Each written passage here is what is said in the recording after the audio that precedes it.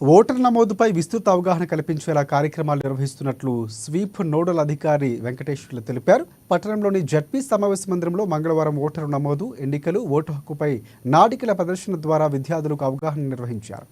ఇక అవగాహన కల్పించిన అనంతరం ఈ సందర్భంగా ఎన్నికల ప్రక్రియపై నిర్వహించిన నాటిక ప్రదర్శనలు విశేషంగా ఆకట్టుకోగా విద్యార్థులు వాటిని ఆసక్తిగా తిలకించారు.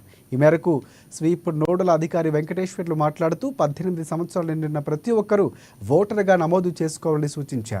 ఓటు హక్కు ప్రాధాన్యతను గుర్తెరిగి ఓటు హక్కును సద్వినియోగం చేసుకోవాలని తెలిపారు.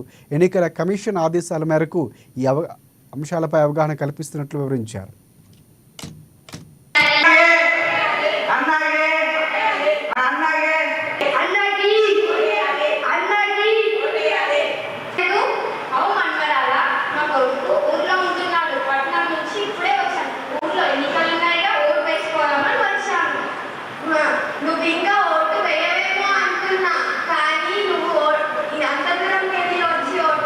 స్కూల్కి సంబంధించిన ఓటర్ లిటరసీ క్లబ్స్ ఉంటాయి.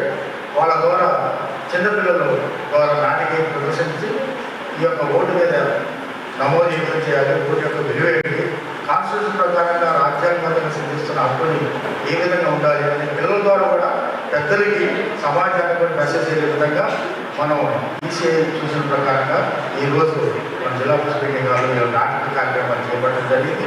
అందులో పాల్గొన్న KGB school, Rangipuram high school government, Mahalakshmi Wada high school వాళ్ళ ముగ్గురు చాలా చక్కగా ప్రదర్శించారు. ఇంకా ముందు కూడా